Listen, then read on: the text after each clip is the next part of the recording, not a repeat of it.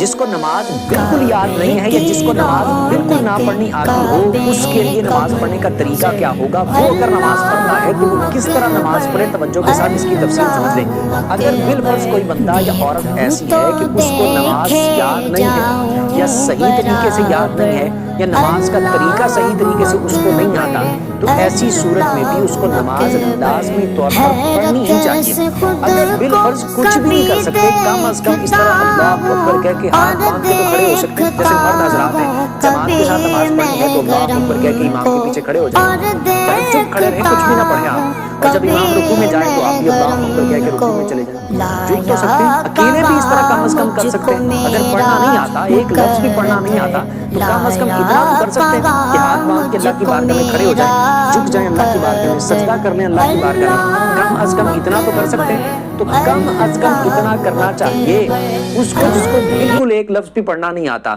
ایک چیز بھی یاد نہیں ہے نماز کی اس کو کہ کس طرح پڑھنی ہے، کیا پڑھنا ہے، تو کم از کم اتنا تو کر سکتے ہیں۔ اتنا ہی کریں گے تو اللہ کی رحمت